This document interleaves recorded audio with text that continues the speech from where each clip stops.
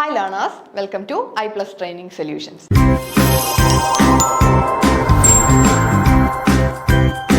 അപ്പോൾ ഇന്ന് നമുക്ക് നമ്മളുടെ NTA UGC നെറ്റ് കോമേഴ്സിലെ കുറച്ച് ക്വസ്റ്റ്യൻസ് ഒന്ന് പരിചയപ്പെടാം. ഇതെല്ലാം പ്രീവിയസ് ഇയർ ക്വസ്റ്റ്യൻ പേപ്പേഴ്സിൽ നിന്നും നമ്മൾ സോർട്ട് ഔട്ട് ചെയ്തിട്ടുള്ള കുറച്ച് ക്വസ്റ്റ്യൻസ് ആണ്.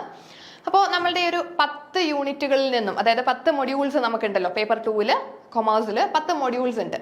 ഈ 10 മൊഡ്യൂൾസിൽ നിന്നും നമ്മൾ സെലക്ട് ചെയ്തെടുത്തിട്ടുള്ള, അതായത് കംപ്ലീറ്റ് മൊഡ്യൂൾസും കവർ ചെയ്യുന്ന തരത്തിൽ നമുക്ക് കുറച്ച് ചോദ്യങ്ങളൊന്ന് പരിചയപ്പെടാം. അപ്പോൾ ഓരോ ക്വസ്റ്റ്യൻ കാണുമ്പോഴും ഇത് ഏത് മൊഡ്യൂളിൽ നിന്ന് ചോദിച്ചതാണ് എന്നൊരു കാര്യം നമുക്ക് ക്ലിയർ ആയിട്ട് മനസ്സിലാകണം. അങ്ങനെ മനസ്സിലാകണമെങ്കിൽ കംപ്ലീറ്റ് സിലബസും നമ്മൾ കൃത്യമായിട്ട് പഠിച്ചിരിക്കണം. സിലബസ് കംപ്ലീറ്റ് ആയിട്ട് പഠിച്ചെടുത്താൽ മാത്രമേ ഒരു ക്വസ്റ്റ്യൻ കാണുമ്പോൾ ഏത് മൊഡ്യൂൾ ആണ് എന്നുള്ള കാര്യം നമുക്ക് കറക്റ്റ് ആയിട്ട് ഐഡന്റിഫൈ ചെയ്യാനായിട്ട് പറ്റുള്ളൂ. സോ നമുക്ക് കുറച്ച് ക്വസ്റ്റ്യൻസ് ഒന്ന് നോക്കാം. അപ്പൊ നമുക്ക് ഈ ഒരു ക്വസ്റ്റ്യൻസ് ഒക്കെ കാണുമ്പോൾ എങ്ങനെയാണ് നമ്മുടെ എക്സാമിന് ക്വസ്റ്റ്യൻസ് ചോദിക്കുന്നത്, അതിന്റെ ഒരു പാറ്റേൺ മനസ്സിലാകും. അതേപോലെ തന്നെ ഇത് ഒരു വർഷത്തെ ക്വസ്റ്റ്യൻ പേപ്പറിൽ നിന്ന് മാത്രം എടുത്തിട്ടുള്ളതല്ല, കഴിഞ്ഞ കുറച്ച് വർഷങ്ങളിലായിട്ട് നടന്ന എക്സാമിൽ നിന്നും, എക്സാം ക്വസ്റ്റ്യൻ പേപ്പേഴ്സിൽ നിന്നും സെലക്ട് ചെയ്തെടുത്ത കുറച്ച് ക്വസ്റ്റ്യൻസ് ആണ്. അപ്പൊ നമുക്ക് നേരെ ക്വസ്റ്റ്യൻ ഡിസ്കഷനിലേക്ക് പോകാം. ഓക്കെ, സോ നമുക്ക് ഫസ്റ്റ് ക്വസ്റ്റ്യൻ നോക്കാം.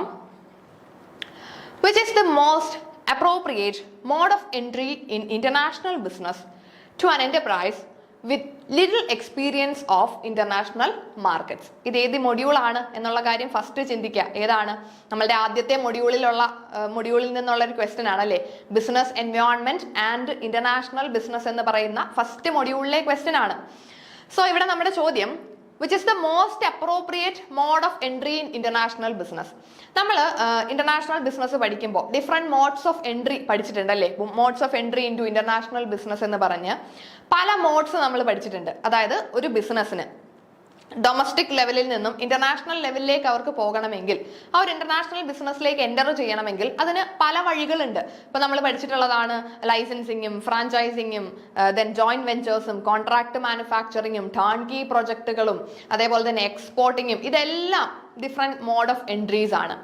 സോ ഇതിനകത്ത് ഏറ്റവും അപ്രോപ്രിയേറ്റ് ആയിട്ടുള്ള മോഡ് ഓഫ് എൻട്രി അത് ഏത് സിറ്റുവേഷനിലാണ്? with an enterprise with little experience of international markets. International മാർക്കറ്റിനെ പറ്റി വലിയ എക്സ്പീരിയൻസ് ഒന്നും ഇല്ലാത്ത ഒരു ബിസിനസ് ആണെങ്കിൽ, അല്ലെങ്കിൽ ആ ഒരു ഡൊമസ്റ്റിക് ബിസിനസ്സിന് ഇന്റർനാഷണൽ മാർക്കറ്റിനെ പറ്റി വലിയ ധാരണയൊന്നുമില്ല. അപ്പൊ അങ്ങനെയാണെങ്കിൽ അവർക്ക് ഇന്റർനാഷണൽ ലെവലിലേക്ക് ആ ഒരു ബിസിനസ്സിന് പോകണമെങ്കിൽ ഇതിൽ ഏറ്റവും അപ്രോപ്രിയേറ്റ് ആയിട്ടുള്ളത് ഏത് മോഡായിരിക്കും എന്നുള്ളതാണ് ചോദ്യം. Acquisition, exporting, strategic alliance, joint venture. അപ്പൊ നിങ്ങൾ ഇത് നോക്കിക്കേ, ഇതില് ഇന്റർനാഷണൽ മാർക്കറ്റിനെ പറ്റി വലിയ എക്സ്പീരിയൻസ് ഒന്നും ഇല്ലാത്തൊരു ബിസിനസ്സിന് ഏറ്റവും എളുപ്പത്തിൽ അല്ലെങ്കിൽ ഏറ്റവും ബെറ്റർ ആയിട്ടുള്ള ഓപ്ഷൻ ഇതിൽ ഏതായിരിക്കും? എക്സ്പോർട്ടിംഗ് ആണ് അല്ലെ. എക്സ്പോർട്ടിംഗ് എന്തുകൊണ്ടാ? എക്സ്പോർട്ടിംഗ് ആകുമ്പോൾ അത് നമുക്ക് അവിടെ ഇന്റർനാഷണൽ മാർക്കറ്റിനെ പറ്റി, അല്ലെങ്കിൽ ആ ഒരു മാർക്കറ്റിൽ നേരത്തെ പോയി നമുക്ക് ട്രേഡ് നടത്തി ഒന്നും പരിചയമില്ലെങ്കിൽ പോലും നമുക്ക് എക്സ്പോർട്ടിംഗ് എന്ന് പറഞ്ഞാൽ എന്താ ആക്ച്വലി ചെയ്യുന്നത്? നമ്മളുടെ ഡൊമസ്റ്റിക് പ്രൊഡക്റ്റുകളെ നമ്മൾ മറ്റൊരു മാർക്കറ്റിലേക്ക് അല്ലേ, നമ്മളുടെ ബൗണ്ടറീസിന് അപ്പുറത്തേക്ക് നമ്മുടെ പ്രൊഡക്റ്റുകളെ കൊണ്ടുപോവുകയാണ്, അല്ലെങ്കിൽ ആ ഒരു ട്രേഡാണ്. അപ്പൊ അവിടെ നമ്മളുടെ ഡൊമസ്റ്റിക് പ്രൊഡക്റ്റുകളെ എന്ത് ചെയ്യുന്നു? മറ്റു രാജ്യങ്ങളിലേക്ക് കയറ്റുമതി ചെയ്യാം, എക്സ്പോർട്ട് ചെയ്യാം. അങ്ങനെ നമ്മുടെ പ്രൊഡക്റ്റിനും ഒരു ഇന്റർനാഷണൽ മാർക്കറ്റ് കിട്ടുകയാണ് അല്ലെ. നമ്മുടെ പ്രൊഡക്റ്റിന് ഒരു ഇന്റർനാഷണൽ മാർക്കറ്റ്, മറ്റൊരു മാർക്കറ്റ് കൂടെ നമ്മുടെ പ്രൊഡക്റ്റിന് കിട്ടുന്നുണ്ട്. അപ്പോൾ ഇന്റർനാഷണൽ മാർക്കറ്റ്സിനെ പറ്റി നമുക്ക് വലിയ എക്സ്പീരിയൻസ് ഇല്ലെങ്കിലും അവിടെ ഏറ്റവും അപ്രോപ്രിയേറ്റ് മോഡ് ഓഫ് എൻട്രി എന്ന് പറയുന്നത് എക്സ്പോർട്ടിംഗ് ആയിരിക്കും. ഓക്കെ, ഇനി നെക്സ്റ്റ് ഒരു ക്വസ്റ്റ്യൻ നോക്കാം. ഓക്കെ, ഇതൊരു മാച്ച് ദി ഫോളോയിങ് ആണ് അല്ലെ. മാച്ച് ദി ഫോളോയിങ് ആണ്. അപ്പൊ ഈ ഒരു ക്വസ്റ്റ്യനും ഏത് ഏരിയയിൽ നിന്നാണ്? നമ്മളിപ്പോ പറഞ്ഞ ഫസ്റ്റ് മൊഡ്യൂൾ അല്ലെ, business environment and international business എന്ന് പറയുന്ന ഫസ്റ്റ് മൊഡ്യൂളിൽ നിന്ന് ചോദിച്ചിട്ടുള്ള ഒരു ക്വസ്റ്റ്യൻ ആണ്. സോ ഇവിടെ ഈ ലിസ്റ്റുകളെ ഒന്ന് മാച്ച് ചെയ്യണം. അപ്പൊ നമുക്ക് ആദ്യം നോക്കാം അല്ലെ. നമ്മളെപ്പോഴും ഇങ്ങനെയുള്ള ക്വസ്റ്റ്യൻസ് വരുമ്പോൾ, ഇങ്ങനെ മാച്ച് ചെയ്യാനുള്ള ക്വസ്റ്റ്യൻസ് വരുമ്പോൾ എപ്പോഴും നമ്മൾ നോക്കേണ്ടത് ഇതിനകത്ത് നമുക്ക് 100% ഉറപ്പുള്ള ചിലത് കാണും. നമുക്ക് എക്സാക്ട് അതാണ്, അല്ലെങ്കിൽ അതിന്റെ ഇപ്പം ഓപ്ഷൻ സി എന്ന് പറയുന്നത് കറക്റ്റ് 2 മാച്ച് ചെയ്യാൻ പറ്റുന്നത് എന്നൊരു ഉറപ്പ് നമുക്ക് ഉണ്ടെങ്കിൽ, അങ്ങനെ ഉറപ്പുള്ള ഒരെണ്ണം ഉണ്ടെങ്കിൽ നേരെ എന്ത് ചെയ്യുക, നമ്മുടെ ഓപ്ഷൻസിലേക്ക് പോയി അത് ഉള്ള ഓപ്ഷൻസ് ഏതൊക്കെ ഉണ്ടെന്ന് നോക്കാം. അപ്പൊ നമുക്ക് ഇവിടെ നോക്കിക്കേ, size of the market, demographic environment, export oriented units, multinational corporations. Export oriented unit എന്ന് പറയുമ്പോൾ അത് ഫോറിൻ ട്രേഡുമായിട്ട് ബന്ധപ്പെട്ട് വരുന്നതല്ലേ, ഫോറിൻ ട്രേഡ് പോളിസിയിൽ വരുന്നതല്ലേ. നമ്മളുടെ ഇമ്പോർട്ടും എക്സ്പോർട്ടും ഒക്കെ ഫോറിൻ ട്രേഡിനകത്ത് വരുന്നതാണ്. So export oriented units foreign trade പോളിസിയാന്ന് നമുക്കറിയാം. ഓപ്ഷൻ സി എന്ന് പറയുന്നത് 2 ആയിട്ട് നമുക്ക് മാച്ച് ചെയ്യാം. അപ്പോൾ C2 വരുന്ന എത്ര ഓപ്ഷൻ ഇവിടെ ഉണ്ട്? C2 വരുന്ന ഒരൊറ്റ ഓപ്ഷനേ ഇവിടെ വരുന്നുള്ളൂ അല്ലെ. C2 വരുന്ന ഒറ്റ ഓപ്ഷനേ ഉള്ളൂ. അപ്പൊ തന്നെ നമുക്ക് എന്തായി? കറക്റ്റ് ആയിട്ട് ഓപ്ഷൻ 4 ആണ് ശരി എന്ന് നമുക്ക് ഉറപ്പിക്കാം.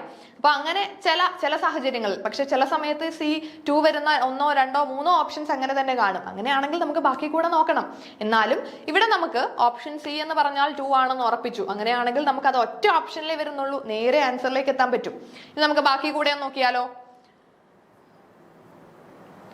Size of the market. Size of the market എന്ന് പറയുന്നത് മാക്രോ എൻവയോൺമെന്റ് ആണ് അല്ലെ. ഒരു ബിസിനസ് എൻവയോൺമെന്റിനെ മൈക്രോ എൻവയോൺമെന്റ് എന്നും മാക്രോ എൻവയോൺമെന്റ് എന്നും നമ്മൾ തരംതിരിക്കാറുണ്ട്. അതിൽ size of the market macro എൻവയോൺമെന്റിൽ വരുന്നതാണെന്ന് നമുക്കറിയാം. ദെൻ ഡെമോഗ്രാഫിക് എൻവയോൺമെന്റ് എന്ന് പറഞ്ഞാൽ that is non economic environment, അതാണ് demographic environment. Export oriented units എന്ന് പറയുന്നത് ഫോറിൻ ട്രേഡ് പോളിസിയുമായിട്ട് റിലേറ്റ് ചെയ്ത് വരുന്നതാണെന്ന് നമുക്കറിയാം. മൾട്ടിനാഷണൽ കോർപ്പറേഷൻസ് എന്ന് പറഞ്ഞാൽ ബിസിനസ് ഗ്ലോബലൈസേഷനുമായിട്ട് റിലേറ്റ് ചെയ്തിട്ട് നമുക്ക് പറയാം. ഓക്കെ, ഇത് നമുക്ക് ഒരെണ്ണം സിമ്പിൾ ആയിട്ട് അറിയാവുന്നത് കൊണ്ട് ബാക്കി എളുപ്പത്തിൽ മാച്ച് ചെയ്യാം. എന്നാലും സിമ്പിൾ ക്വസ്റ്റ്യൻ ആയിരുന്നു അല്ലേ. ഇതൊരു സിമ്പിൾ ആയിട്ട് നമുക്ക് മാച്ച് ചെയ്യാൻ പറ്റുന്ന ഒരു ക്വസ്റ്റ്യൻ ആണ്.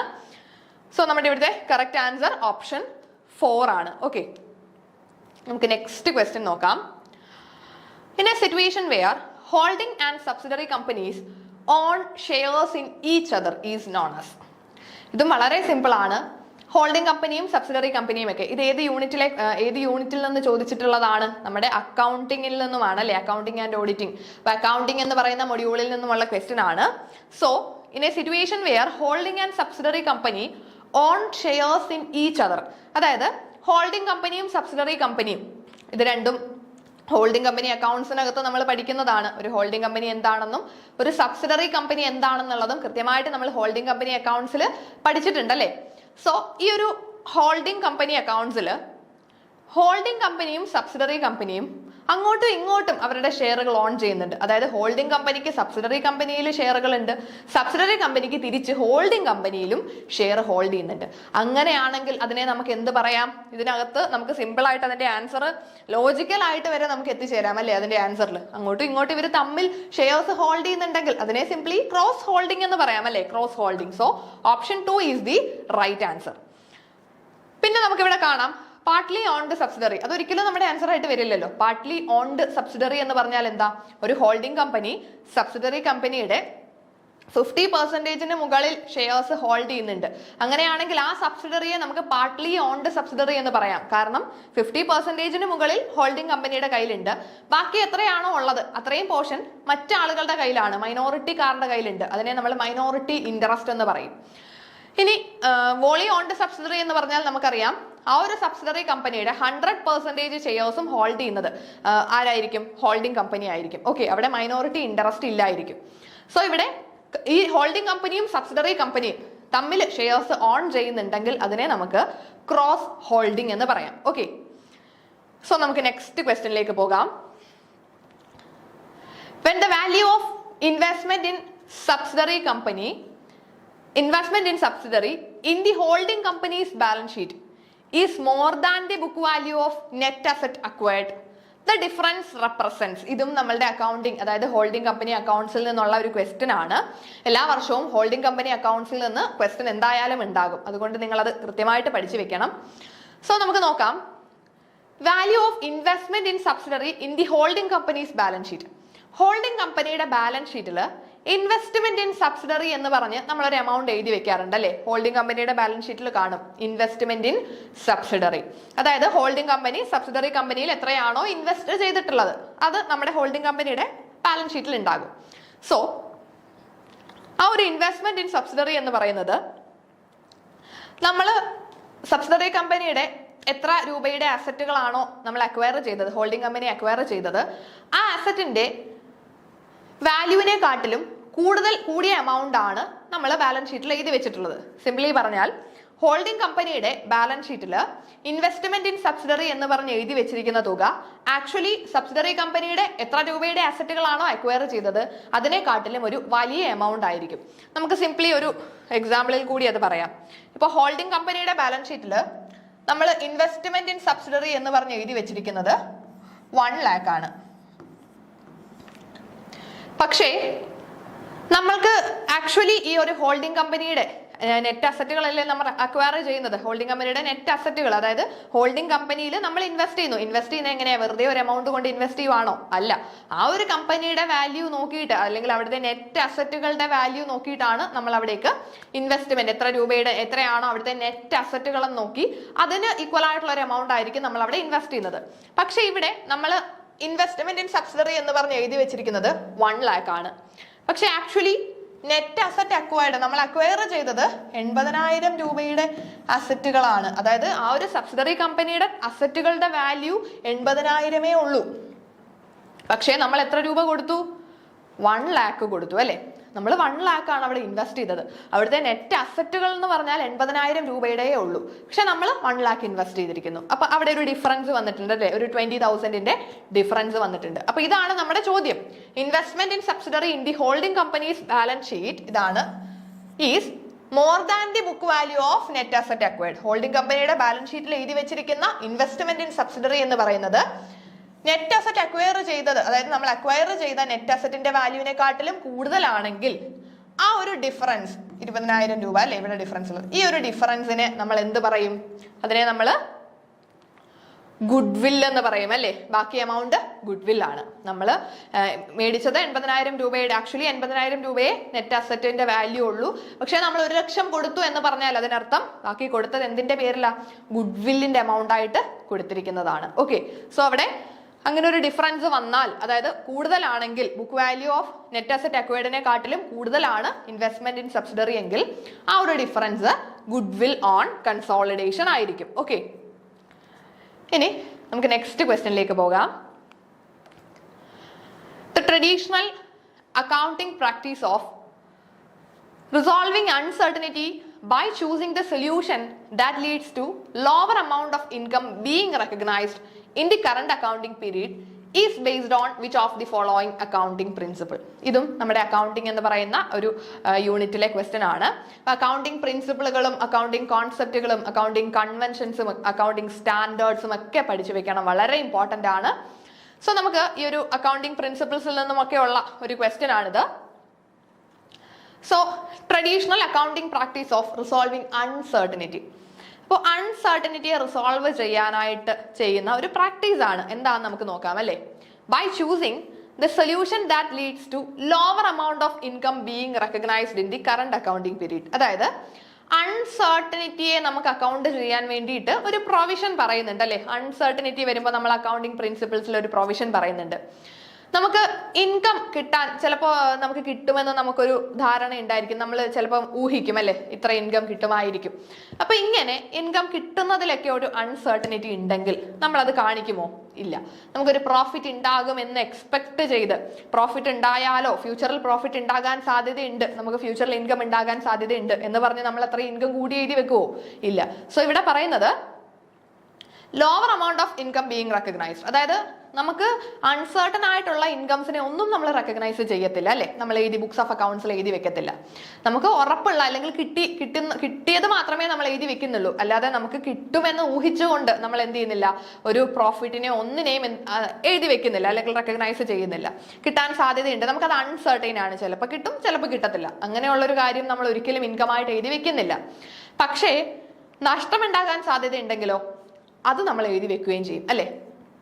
നമുക്കറിയാം പ്രൊവിഷൻസ്, ബാഡ് ഡെപ്റ്റിനൊക്കെ നമ്മൾ പ്രൊവിഷൻ വെക്കും. അതായത് ഡെറ്റേഴ്സ് തന്നില്ലെങ്കിലോ, ഡെറ്റേഴ്സ് നമുക്ക് തരാനുള്ളത് തന്നില്ലെങ്കിൽ എന്ത് പറ്റും? അത് ബാഡ് ഡെപ്റ്റ് ആയി പോകും, നമുക്ക് കിട്ടത്തില്ല. അങ്ങനെയാണെങ്കിൽ അതൊരു ലോസ് അല്ലേ, നമുക്കൊരു നഷ്ടം ഉണ്ടാകുമല്ലോ. നഷ്ടം ഉണ്ടായാലോ എന്ന് വെച്ച് അത് മുൻകൂട്ടി കണ്ട് നമ്മളൊരു പ്രൊവിഷൻ എഴുതി വെക്കുന്നുണ്ടല്ലോ. പക്ഷേ ലാഭം ഉണ്ടായാലോ എന്ന് മുൻകൂട്ടി കണ്ട് നമ്മൾ ഇങ്ങനെ പ്രൊവിഷൻസ് ഒന്നും എഴുതി വെക്കാറില്ല. സോ ആ ഒരു ഇത് പറയുന്ന ഒരു പ്രിൻസിപ്പിൾ ഉണ്ട്, അല്ലെങ്കിൽ അത് പറയുന്ന ഒരു കോൺസെപ്റ്റ് ഉണ്ട്. ആ കോൺസെപ്റ്റ് ഏതാണ്? നമ്മൾ അക്കൗണ്ടിങ്ങിൽ പഠിക്കുന്ന ഒരു കോൺസെപ്റ്റ് ആണ് അല്ലേ. കോൺസെപ്റ്റ് ഓഫ് കൺസർവേറ്റിസം എന്ന് പറയും. Concept of conservatism, that is anticipate not profit but provide for all possible losses. പ്രോഫിറ്റുകളെ ആന്റിസിപ്പേറ്റ് ചെയ്യരുത്, പക്ഷേ പോസിബിൾ ആയിട്ടുള്ള എല്ലാ ലോസുകൾക്കും പ്രൊവിഷൻ വെക്കുകയും വേണം. So here the right answer is conservatism. ബാക്കിയുള്ള അക്കൗണ്ടിങ് പ്രിൻസിപ്പിൾസ് കൃത്യമായിട്ട് പഠിച്ചു വെക്കണം. റിയലൈസേഷൻ, മാച്ചിങ്, മെറ്റീരിയാലിറ്റി, ഒരുപാട് അക്കൗണ്ടിങ് കോൺസെപ്റ്റുകളും അക്കൗണ്ടിങ് കൺവെൻഷൻസും അക്കൗണ്ടിങ് പ്രിൻസിപ്പിൾസും ഒക്കെ ഉണ്ട്. അത് വളരെ ഇമ്പോർട്ടൻ്റ് ആയിട്ട് പഠിച്ചു വെക്കുക. നമുക്ക് ചിലപ്പോൾ എക്സാമിന് ചോദിക്കുന്നത് ഇതേപോലൊരു സിറ്റുവേഷൻ തന്നിട്ട് ഇത് ഏത് അക്കൗണ്ടിങ് കോൺസെപ്റ്റ് പ്രകാരമാണ് ഇങ്ങനെ ചെയ്യുന്നത് എന്ന് ചോദിക്കാം. അതുകൊണ്ട് വളരെ ഇമ്പോർട്ടൻ്റ് ആയിട്ട് അക്കൗണ്ടിങ് കോൺസെപ്റ്റുകളെ പഠിച്ചു വെക്കണം. ഓക്കെ, സോ നമുക്ക് നെക്സ്റ്റ് ഒരു ക്വസ്റ്റ്യൻ നോക്കാം. Sequence the following in capital budgeting process. ഇത് ബിസിനസ് ഫിനാൻസിൽ നിന്നുമുള്ള ക്വസ്റ്റ്യൻ ആണ് അല്ലെ. ബിസിനസ് ഫിനാൻസ് എന്ന് പറയുന്ന മൊഡ്യൂളിലെ ചോദ്യമാണ് ക്യാപിറ്റൽ ബജറ്റിംഗ്. ക്യാപിറ്റൽ ബജറ്റിംഗ് എന്താണെന്നൊക്കെ നമ്മൾ പഠിച്ചിട്ടുണ്ട്. ക്യാപിറ്റൽ ബജറ്റിംഗ് എന്ന് പറഞ്ഞാൽ എന്താ? നമ്മളുടെ കയ്യിലുള്ള ക്യാപിറ്റൽ അതിനെ നമ്മൾ എങ്ങനെ ബജറ്റ് ചെയ്യുന്നു. സിംപ്ലി നമ്മുടെ കയ്യിൽ 1 ലക്ഷം രൂപ ഉണ്ടെങ്കിൽ ഈ 1 ലക്ഷം രൂപ നമ്മൾ എവിടെയൊക്കെ ഇൻവെസ്റ്റ് ചെയ്യുന്നു, എന്തിനൊക്കെ വേണ്ടി ഉപയോഗിക്കുന്നു, അത് നമ്മൾ ബജറ്റ് ചെയ്യും അല്ലെ. ബജറ്റ് എന്ന് പറഞ്ഞാൽ എന്താ? നമ്മളൊരു എസ്റ്റിമേഷൻ കാണിക്കും. നമ്മുടെ കയ്യിൽ ഇത്ര രൂപ ഉണ്ടെങ്കിൽ അതിൽ നിന്ന് ഇത്ര കുറച്ച് എമൗണ്ട് ഇൻവെസ്റ്റ് ചെയ്യാം, കുറച്ച് എമൗണ്ട് മറ്റൊരു കാര്യത്തിന് വെക്കാം, അങ്ങനെ നമ്മൾ മാറ്റി വെക്കും. അപ്പൊ അതിനെ നമുക്ക് ക്യാപിറ്റൽ ബജറ്റിംഗ് എന്ന് പറയാം. ഒരു ഫേമിനെ അപേക്ഷിച്ചിടത്തോളം അല്ലെങ്കിൽ ഒരു കമ്പനിയുടെ കയ്യിൽ അവരുടെ കയ്യിൽ വളരെ വലിയൊരു എമൗണ്ട് ആയിരിക്കും ക്യാപിറ്റൽ ആയിട്ടുള്ളത്. അപ്പൊ ഈ ഒരു ക്യാപിറ്റൽ എന്ന് പറയുന്നത് അവർക്ക് തോന്നിയ പോലെ അവിടെ ഇവിടെയും കൊണ്ട് ഇടാനായിട്ട് പറ്റുമോ? ഇല്ല. അതിന് കറക്റ്റ് ആയിട്ട് അവരെന്ത് ചെയ്യും? ക്യാപിറ്റൽ ബജറ്റ് ചെയ്യും. അതായത് ഏതൊക്കെ പ്രൊജക്ടുകളിൽ ചിലപ്പോൾ അവരുടെ കയ്യിലുള്ള എമൗണ്ടിലെ കുറച്ച് എമൗണ്ട് ഒരു പ്രൊജക്റ്റിലേക്ക് ഇൻവെസ്റ്റ് ചെയ്യുന്നു, കുറച്ച് എമൗണ്ട് നെക്സ്റ്റ് ഒരു പ്രൊജക്റ്റിലേക്ക് ഇൻവെസ്റ്റ് ചെയ്യുന്നു. അപ്പൊ ഇങ്ങനെ ചെയ്യുമ്പോൾ ഏത് പ്രൊജക്റ്റ് ആണ് ബെറ്റർ എന്നൊക്കെ തീരുമാനങ്ങൾ എടുക്കണ്ടേ? സോ ഈ ഒരു ക്യാപിറ്റൽ ബജറ്റിങ്ങിന്റെ പ്രോസസ്സ് നമുക്കൊന്ന് നോക്കാം. സോ ക്യാപിറ്റൽ ബജറ്റിങ്ങിൽ പല രീതിയിൽ നമ്മൾ ക്യാപിറ്റൽ ബജറ്റിങ്ങിന്റെ പല ടെക്നിക്കുകൾ പഠിച്ചിട്ടുണ്ടല്ലേ. NPV-യും IRR-ഉം പ്രോഫിറ്റബിലിറ്റി ഇൻഡെക്സും ഒക്കെ ക്യാപിറ്റൽ ബജറ്റിങ്ങിൽ നമ്മൾ പഠിക്കുന്ന പല ടെക്നിക്കുകളാണ്. വളരെ വളരെ ഇമ്പോർട്ടൻ്റ് ആണ്, എക്സാമിന് ക്വസ്റ്റ്യൻ ചോദിക്കുന്നതാണ്. സോ അത് നിങ്ങൾ കൃത്യമായിട്ട് പഠിച്ചു വെക്കാം. സോ നമുക്കിവിടെ ക്യാപിറ്റൽ ബജറ്റിങ്ങിന്റെ പ്രോസസ്സ് ഒന്ന് നോക്കാം. അതിനെ ഒന്ന് സീക്വൻസ് ചെയ്യണം അല്ലേ. അപ്പൊ ഇവിടെ NPV ആണ്, നെറ്റ് പ്രസന്റ് വാല്യൂ. NPV കണ്ടുപിടിക്കുന്നതിന്റെ ആണ്, അല്ലെങ്കിൽ NPV വെച്ചിട്ട് നമ്മൾ ക്യാപിറ്റൽ ബജറ്റ് ചെയ്യുന്നതിന്റെ ഒരു പ്രോസസ്സാണ് തന്നിട്ടുള്ളത്. നോക്കിക്കേ, cash flow estimation, identify discounting rate, project selection and decision, determination of NPV. അപ്പൊ ഇവിടെ നമുക്കറിയാം പ്രൊജക്ട് സെലക്ഷൻ എന്ന് പറയുന്നത് ഏറ്റവും അവസാനം വരേണ്ടതല്ലേ. നമ്മൾ ഇതെല്ലാം നോക്കിയിട്ടല്ലേ അവസാനമല്ലേ നമ്മളൊരു പ്രൊജക്റ്റിനെ സെലക്ട് ചെയ്യുന്നത്. നമ്മൾ സാധാരണ നമ്മൾ എവിടെയെങ്കിലും ഇൻവെസ്റ്റ് ചെയ്യാൻ നേരം ആദ്യം അതിന്റെ എല്ലാത്തിൽ നിന്നും നമുക്ക് എത്ര റിട്ടേൺ കിട്ടും എന്നൊക്കെ നോക്കി ഏറ്റവും ഹയസ്റ്റ് റിട്ടേൺ ഉള്ളത് നോക്കി അവസാനമല്ലേ നമ്മൾ ഒരെണ്ണം സെലക്ട് ചെയ്യുന്നത്. സോ ഇവിടെ ഓപ്ഷൻ C എന്ന് പറയുന്നത് അവസാനം വരണം. അപ്പൊ നോക്കിക്കേ, 3 എണ്ണത്തിലും ഓപ്ഷൻ C ആണ് അവസാനം വന്നിരിക്കുന്നത്. കണ്ടുപിടിക്കാൻ പറ്റുമോ അത് വെച്ചിട്ട്? ഇല്ല. അപ്പൊ നമുക്കിനി നോക്കാം.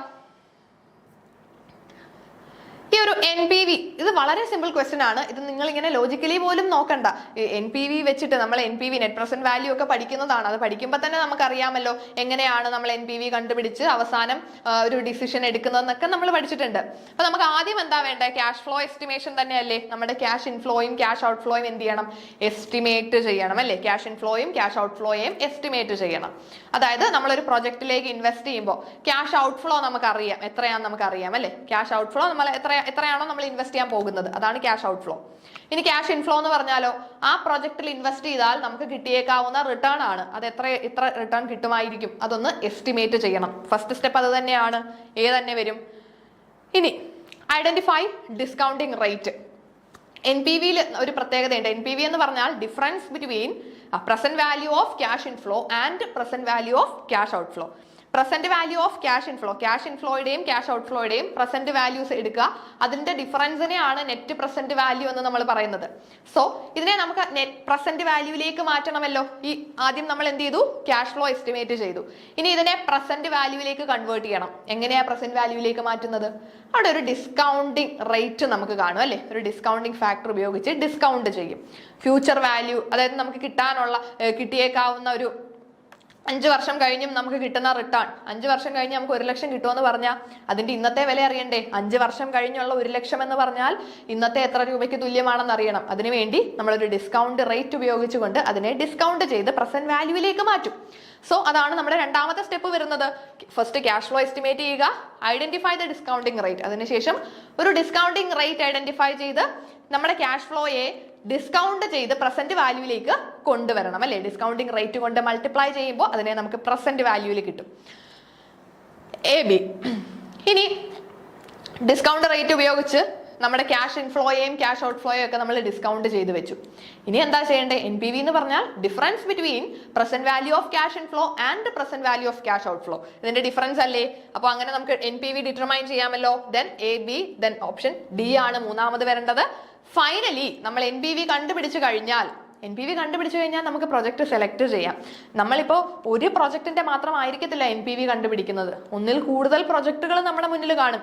ഓരോന്നിനെയും നമ്മൾ നോക്കി ഇതിന്റെ NPVs നോക്കിയിട്ട് ഏറ്റവും ഹയസ്റ്റ് NPV ഉള്ള പ്രൊജക്റ്റിലായിരിക്കും നമ്മൾ സെലക്ട് ചെയ്യുന്നത്, അതിലായിരിക്കും നമ്മൾ ഇൻവെസ്റ്റ് ചെയ്യുന്നത്. സോ ഓപ്ഷൻ C ആണ് അപ്പൊ ലാസ്റ്റ് വരേണ്ടത്. AB, D and C. അതാണ് നമ്മുടെ ഒരു സീക്വൻസ്. ABDC. ABDC എന്ന് പറയുന്നത് ഓപ്ഷൻ 2 ആണ്. So option 2 is the right answer. Okay, so നമുക്ക് നെക്സ്റ്റ് ക്വസ്റ്റ്യൻ നോക്കാം. ഓക്കെ, ഇവിടെയും ഈ രണ്ട് ക്വസ്റ്റ്യൻസ് നിങ്ങളൊന്ന് ശ്രദ്ധിച്ചേ. ഇവിടെ നമുക്ക് ക്യാപിറ്റൽ ബജറ്റിങ്ങിന്റെ പ്രോസസ്സിനെ എന്ത് ചെയ്യാനാ പറഞ്ഞിരിക്കുന്നത്? ഒന്ന് അറേഞ്ച് ചെയ്യാൻ അല്ലെങ്കിൽ സീക്വൻസ് ചെയ്യാനല്ലേ പറഞ്ഞിരിക്കുന്നത്. അതേപോലെ തന്നെ മറ്റൊരു ക്വസ്റ്റ്യൻ അല്ലേ ഇതും? Stages of capital budgeting. Capital ബജറ്റിങ്ങിന്റെ സ്റ്റേജസിനെ നമുക്കൊന്ന് കറക്റ്റ് സീക്വൻസിലോട്ട് മാറ്റണം. അപ്പൊ ഈ രണ്ട് ചോദ്യങ്ങൾ ഒരേപോലെ ഇട്ടാൻ കാരണം എന്താന്ന് ചോദിച്ചാൽ, ഇത് രണ്ടും 2 വർഷങ്ങളിലായിട്ട് ചോദിച്ച ക്വസ്റ്റ്യൻ പേപ്പറിലെ ക്വസ്റ്റ്യൻസ് ആണ്. അപ്പോൾ നമ്മൾ പറയാറുണ്ട് ക്വസ്റ്റ്യൻ പേപ്പേഴ്സ് PYQs ഡിസ്കസ് അല്ലെങ്കിൽ PYQs ചെയ്ത് പഠിച്ചിട്ട് കാര്യമില്ലല്ലോ. കാരണം PYQസിൽ ഒരിക്കലും നമുക്ക് റെപ്പറ്റീഷൻ, നെറ്റ് എക്സാമിനൊന്നും റിപ്പീറ്റ് ചെയ്ത് സെയിം ക്വസ്റ്റ്യൻ ചോദിക്കാറില്ലല്ലോ എന്ന്. പക്ഷെ അങ്ങനെയല്ല, നമുക്ക് റെപ്പറ്റീഷൻ എന്ന് പറഞ്ഞാൽ എക്സാക്ട്ലി ആ സെയിം ക്വസ്റ്റ്യൻ പേപ്പറിലെ കോപ്പി പേസ്റ്റ് ആയിട്ട് സെയിം ക്വസ്റ്റ്യൻ വീണ്ടും ചോദിക്കില്ല. പക്ഷേ ചെറിയ ചില മാറ്റങ്ങൾ വരുത്തി അതേ ചോദ്യങ്ങൾ ചോദിക്കാറുണ്ട്. ചെറിയ മാറ്റങ്ങൾ വരുത്തിയിട്ട് അതേ ചോദ്യങ്ങൾ തന്നെ ചോദിക്കാറുണ്ട്. അത് ഇൻ എസെൻസ് രണ്ടിന്റെയും ആൻസർ സെയിം ആണ്, കോൺസെപ്റ്റ് സെയിം ആണ്. ചെറിയ അങ്ങോട്ടും ഇങ്ങോട്ടോ ഡിഫറൻസുകൾ ഉണ്ടെന്നേ ഉള്ളൂ. PYQs മാക്സിമം വർക്കൗട്ട് ചെയ്യുക, വളരെ ഹെൽപ്ഫുൾ ആയിരിക്കും നിങ്ങൾക്ക്. ഒരുപാട് നിങ്ങളെ നെറ്റിലേക്കും JRFിലേക്കൊക്കെ പോകാനാണെങ്കിൽ previous year question papers must ആയിട്ടും വർക്കൗട്ട് ചെയ്തിരിക്കണം. സോ ഇവിടെയും നമുക്ക് ക്യാപിറ്റൽ ബജറ്റിങ്ങിന്റെ തന്നെയാണ് ക്വസ്റ്റ്യൻ. പക്ഷെ നിങ്ങൾ അവിടെ കണ്ട സ്റ്റെപ്പുകളായിരിക്കില്ല. ഇവിടെ സ്റ്റെപ്സിൽ ഒരു വ്യത്യാസമുണ്ട് അല്ലേ? നമ്മുടെ സ്റ്റെപ്പുകളിൽ വ്യത്യാസമുണ്ട്. നോക്കിക്കേ, identification of potential investment opportunities, assembling of proposed investments, then decision making, implementation and performance review, preparation of capital budget and appropriation. അപ്പൊ എന്തായാലും ഓപ്ഷൻ D അവസാനമേ വരത്തുള്ളൂ നമുക്കറിയാമല്ലോ. ഇംപ്ലിമെന്റേഷൻ ആൻഡ് പെർഫോമൻസ് റിവ്യൂ എന്ന് പറയുന്നത് ലാസ്റ്റ് സ്റ്റെപ്പാണ്. ക്യാപിറ്റൽ ബജറ്റിംഗിന്റെ അവസാനം വരുന്നതല്ലേ ഇംപ്ലിമെന്റേഷൻ ആൻഡ് പെർഫോമൻസ് റിവ്യൂ. അപ്പൊ ഓപ്ഷൻ D അവസാനം വരണമെന്ന് പറഞ്ഞിട്ട് നമ്മൾ നോക്കിയാലോ, 3 ഓപ്ഷൻസിന്റെയും ഈ 3 എണ്ണത്തിന്റെയും ഓപ്ഷൻ D ആണ് ലാസ്റ്റ് വന്നേക്കുന്നത്. നമ്മളെ ഒന്ന് കൺഫ്യൂസ് ചെയ്യാനാ അല്ലേ? ഒരുപാട് എളുപ്പത്തിൽ നമ്മൾ ആൻസറിലേക്ക് പോകരുതല്ലോ. അപ്പൊ ഓപ്ഷൻ D അവസാനമുള്ള 3 ഓപ്ഷൻസ് നമ്മുടെ മുന്നിലുണ്ട്. അങ്ങനെയാണെങ്കിൽ നമുക്ക് നോക്കാം. ഫസ്റ്റ് സ്റ്റെപ്പ് എന്ന് പറയുന്നത് identification of potential investment opportunities. അത് തന്നെയല്ലേ ശരി? ഫസ്റ്റ് സ്റ്റെപ്പ് അത് തന്നെയാണല്ലോ. നമ്മൾ ഒരുപാട് ഇൻവെസ്റ്റ്മെന്റ് ഓപ്പർച്യൂണിറ്റീസ് ഐഡന്റിഫൈ ചെയ്യുന്നു. ഇനി അസംബ്ലിംഗ് ഓഫ് പ്രൊപ്പോസ്ഡ് ഇൻവെസ്റ്റ്മെന്റ്സ്. ഈ പല ഓപ്പർച്യൂണിറ്റീസ് നമ്മുടെ മുന്നിൽ ഉണ്ടെങ്കിലും അതിൽ നിന്ന് നമുക്ക് നമ്മളുടെ കയ്യിലുള്ള എമൗണ്ട് കൊണ്ട്, നമ്മുടെ ക്യാപിറ്റൽ കൊണ്ട് നമുക്ക് പറ്റുന്ന കുറച്ച് ഓപ്പർച്യൂണിറ്റീസിനെ നമ്മളൊന്ന് അസംബിൾ ചെയ്യാണ്. അപ്പോൾ option A, B, then decision making. നമുക്ക് തീരുമാനമെടുക്കാം. ഒന്നെങ്കിൽ നമുക്ക് AB, ദെൻ നമുക്ക് ഇയിലേക്ക് വരാം അല്ലെ? Preparation of capital budget and appropriation. അതിനുശേഷം നമ്മൾ ക്യാപിറ്റൽ ബജറ്റ് പ്രിപ്പയർ ചെയ്യുന്നു. അതായത് നമ്മൾ ആദ്യം പൊട്ടൻഷ്യൽ ഇൻവെസ്റ്റ്മെന്റ് ഓപ്പർച്യൂണിറ്റീസ് കാണുന്നു. അതിൽ നിന്ന് നമ്മൾ പ്രൊപ്പോസ്ഡ് കുറച്ച് ഇൻവെസ്റ്റ്മെന്റ്സിനെ മാത്രമായിട്ട് എന്ത് ചെയ്യുന്നു? അസംബിൾ ചെയ്യുന്നുണ്ട്. അതിനുശേഷം നമ്മൾ സെലക്ട് ചെയ്ത ഇത്രയും ഈ ഒരു ഇൻവെസ്റ്റ്മെന്റ് പ്രൊപ്പോസൽസിനെ നമ്മളൊന്ന് ക്യാപിറ്റൽ ബജറ്റ് ചെയ്യുക, അല്ലെങ്കിൽ അതിന്റെ ഏതാണോ ഏറ്റവും കൂടുതൽ നമുക്ക് റിട്ടേൺ കിട്ടുന്നത് എന്ന് നോക്കി അതിനെ നമുക്കൊന്ന് ബജറ്റ് ചെയ്യാം. അതിനുശേഷം വേണമെങ്കിൽ നമുക്ക് ഡിസിഷൻ എടുക്കാം. അവസാനം ഇംപ്ലിമെന്റേഷൻ നടത്താം. ABECD എന്ന് നമുക്ക് വേണമെങ്കിൽ എടുക്കാം. പക്ഷെ നമ്മുടെ ഓപ്ഷനിൽ ABECD എന്നൊരു ഓപ്ഷൻസിൽ അങ്ങനെ ഒരു ഓപ്ഷൻ ഇല്ല. അതുകൊണ്ട് നമുക്ക് ഇതിൽ ഏറ്റവും മോസ്റ്റ് അപ്രോപ്രിയേറ്റ് ആയിട്ട് ABCED എന്ന് നമുക്ക് എടുക്കാം. സോ ഓപ്ഷൻ 4 നമുക്ക് ഇവിടെ ചൂസ് ചെയ്യാം. ABCED. അതായത് നമ്മൾ ആദ്യം എന്ത് ചെയ്തു? പൊട്ടൻഷ്യൽ ഇൻവെസ്റ്റ്മെന്റ് ഓപ്പർച്യൂണിറ്റീസ് ഐഡന്റിഫൈ ചെയ്യുന്നു. ദെൻ അത് പ്രപ്പോസ്ഡ് ഇൻവെസ്റ്റ്മെന്റ്സിനെ നമ്മൾ അസംബിൾ ചെയ്യുന്നുണ്ട്.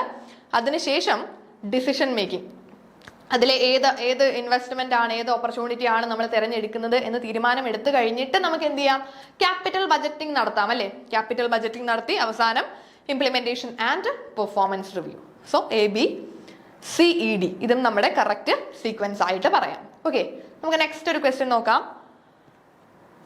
A sale and lease back arrangement is more suitable for a lessee having. ഇപ്പൊ സെയിൽ ആൻഡ് ലീസ് ബാക്ക്, സെയിലൊക്കെ നമ്മൾ പഠിച്ചിട്ടുണ്ട് അല്ലെ, പല തരത്തിലുള്ള ലീസ് നമ്മൾ പല തരത്തിലുള്ള ലീസിങ് പഠിച്ചിട്ടുണ്ട്. ഓപ്പറേഷണൽ ലീസും ഫൈനാൻഷ്യൽ ലീസും ഒക്കെ നമ്മൾ പഠിച്ചിട്ടുണ്ട്. അപ്പൊ ഇവിടെ സെയിൽ ആൻഡ് ലീസ് ബാക്ക് എന്ന് പറയുന്നത് ഏറ്റവും അപ്രോപ്രിയേറ്റ് ആയിട്ട് വരുന്നത്, അല്ലെങ്കിൽ ഏറ്റവും കൂടുതൽ സ്യൂട്ടബിൾ ആകുന്നത് ആർക്കായിരിക്കും? For a lessee having liquidity crisis ഉള്ളവർക്കാണോ, അതോ they have surplus fund, then high profit, no profit no loss? അപ്പൊ ഇതിൽ ഏത് ലെവലിൽ നിൽക്കുന്ന ഒരാൾക്കായിരിക്കും ഈ ഒരു സെയിൽ ആൻഡ് ലീസ് ബാക്ക് ഏറ്റവും ഹെൽപ്ഫുൾ ആയിരിക്കുന്നത്? ഇപ്പൊ സെയിൽ ആൻഡ് ലീസ് ബാക്ക് എന്ന് പറഞ്ഞാൽ എന്താണെന്ന് നമ്മൾ പഠിച്ചിട്ടുണ്ട്. സെയിൽ ആൻഡ് ലീസ് ബാക്ക് എന്ന് പറഞ്ഞാൽ ഒരു ലെസ്സി ആദ്യം അവരുടെ കയ്യിലൊരു പ്രൊഡക്റ്റ് കാണും, അല്ലെങ്കിൽ ഒരു മെഷീനറി കാണും, ഇത് ആദ്യം അങ്ങ് വിൽക്കും അല്ലെ, ഒരാൾക്ക് അങ്ങ് വിൽക്കുകയാണ്, സെയിൽ ചെയ്യുന്നു. വിൽക്കുമ്പോൾ നമുക്ക് എന്ത് കിട്ടും? ലംസമായിട്ട് ആ ഒരു എമൗണ്ട് നമ്മുടെ കയ്യിലേക്ക് കിട്ടും.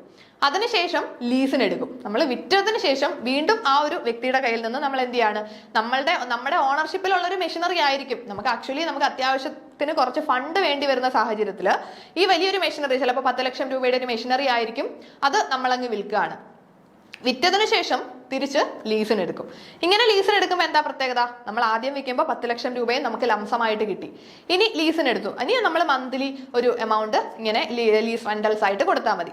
അപ്പൊ അങ്ങനെ ഈ ഒരു sale and lease back arrangement ഏറ്റവും സ്യൂട്ടബിൾ ആകുന്നത്, അപ്പൊ നമുക്കിത് എന്താണെന്ന് അറിയാമെങ്കിൽ വളരെ സിംപിളി ആൻസറിലേക്ക് എത്താം. ആർക്കായിരിക്കും? ലിക്വിഡിറ്റി ക്രൈസിസ് ഉള്ള ഒരു ലെസ്സിക്കായിരിക്കും അല്ലെ. ലിക്വിഡിറ്റി ക്രൈസിസ് ഉള്ള ലെസ്സിക്കല്ലേ. കാരണം ലിക്വിഡിറ്റി ക്രൈസിസ് ഉണ്ടെങ്കിൽ, ഇപ്പൊ ലിക്വിഡിറ്റി എന്ന് പറഞ്ഞാൽ എന്താ, നമ്മുടെ കയ്യിൽ ആവശ്യത്തിനുള്ള എമൗണ്ട് അല്ലെങ്കിൽ ലിക്വിഡ് ഫണ്ട്, മണി ഇല്ലാത്ത അവസ്ഥയാണ്. സോ ഈ ഒരു ലിക്വിഡിറ്റിയുടെ പ്രശ്നം ഉണ്ടെങ്കിൽ ഈ ഒരു ലെസ്സിക്ക് എന്ത് ചെയ്യാം, അവരുടെ കയ്യിലുള്ള ഇത്രയും രൂപയുടെ മെഷീനറീസ് അങ്ങ് വിൽക്കാം. അപ്പൊ അവരുടെ കയ്യിൽ ലിക്വിഡ് മണി കിട്ടും അല്ലെ, ഒരു ലംസമായിട്ട് വലിയൊരു എമൗണ്ട് അവരുടെ കയ്യിൽ കിട്ടും. അതിനുശേഷം വീണ്ടും തിരിച്ചത് ലീസിന് എടുത്താൽ ചെറിയ ലീസ് റെന്റൽസ് ആയിട്ട് മന്ത്ലി അങ്ങ് അടച്ചു പോയാൽ മതിയാകും അല്ലെ. അപ്പൊ ഈ ഒരു രീതിയിൽ അപ്പൊ നമുക്ക് ഈ ഒരു സെയിൽ ആൻഡ് ലീസ് ബാക്ക് എന്ന് പറയുന്നത് ഏറ്റവും കൂടുതൽ സ്യൂട്ടബിൾ ആകുന്നത് ലിക്വിഡിറ്റി ക്രൈസിസ് ഉള്ള ഒരു ലെസ്സിക്കായിരിക്കും. ഓക്കെ, ഇത് നെക്സ്റ്റ് ക്വസ്റ്റ്യൻ വളരെ സിമ്പിൾ ക്വസ്റ്റ്യൻ ആണ്. ഇത് വളരെ ഡയറക്റ്റ് ക്വസ്റ്റ്യൻ അല്ലേ, നമ്മുടെ ബിസിനസ് എക്കണോമിക്സിൽ നിന്നുമുള്ള ചോദ്യമാണ്. ക്വസ്റ്റ്യൻ കണ്ടാലേ അറിയാമല്ലോ, ബിസിനസ് എക്കണോമിക്സ് ആണ്. വളരെ സിമ്പിൾ ക്വസ്റ്റ്യൻ ആണ്. The special case of oligopoly wear there are exactly 2 sellers. 2 sellers മാത്രമുള്ള ഒരു ഒളിഗോപ്പൊളിയെ നമ്മൾ പറയുന്ന പേര്. ഒളിഗോപ്പൊളി എന്ന് പറഞ്ഞാൽ എന്താ? Few sellers. There are few sellers. കുറച്ച് സെല്ലേഴ്സ് ഉള്ള ഒരു മാർക്കറ്റിനെയാണ് നമ്മൾ ഒളിഗോപ്പൊളി എന്ന് പറയുന്നത് അല്ലെ. പല മാർക്കറ്റ്സ് നമ്മൾ പഠിക്കും.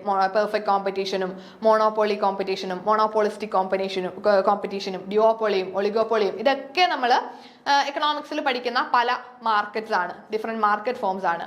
അപ്പൊ ഇതില് ഒരു ടൈപ്പ് ഓഫ് ഒളിഗോപ്പൊളിയുടെ തന്നെ ഒരു വേർഷൻ ആണ്. അവിടെ എക്സാക്ട്ലി 2 സെല്ലറേ ഉള്ളൂ. 2 സെല്ലർ മാത്രമുള്ള ഒളിഗോപ്പൊളിയെ നമുക്ക് എന്ത് പറയാം? 2 എന്ന് പറഞ്ഞാൽ അതിൽ നിന്ന് നമുക്ക് ഇതും ലോജിക്കലായിട്ട് ആൻസർ ചെയ്തുകൂടെ? 2 സെല്ലർ എന്ന് പറഞ്ഞാൽ 2 എന്ന് പറയുമ്പോൾ എന്തായിരിക്കും? ഡ്യോ എന്ന് പറയാം അല്ലെ, ഡ്യോ. സോ ഡ്യോപോളി ആണ് 2 സെല്ലേഴ്സ് മാത്രമുള്ള ഒളിഗോപ്പൊളിയെ നമുക്ക് ഡ്യോപോളി എന്ന് പറയാം. ഓക്കെ, മോണോപ്പൊളി എന്ന് പറഞ്ഞാൽ ഒരു സെല്ലറേ ഉള്ളൂ അല്ലെ, ഒറ്റ സെല്ലറേ ഉള്ള ഒരു സിറ്റുവേഷനാണ് മോണോപ്പൊളി. 2 സെല്ലേഴ്സ് മാത്രമേ ഉള്ളെങ്കിൽ അതിനെ നമുക്ക് ഡ്യോപോളി എന്ന് പറയാം. സോ ഇത്രയും ക്വസ്റ്റ്യൻസ് നിങ്ങൾക്ക് ക്ലിയർ ആയെന്ന് വിശ്വസിക്കുന്നു. നമുക്ക് കുറച്ച് ക്വസ്റ്റ്യൻസ് കൂടെ ഡിസ്കസ് ചെയ്യാനായിട്ടുണ്ട്. സോ ഇതിന്റെ ബാലൻസ് ക്വസ്റ്റ്യൻ നമുക്ക് നെക്സ്റ്റ് പാർട്ടിലായിട്ട് ഡിസ്കസ് ചെയ്യാം. Thank you all.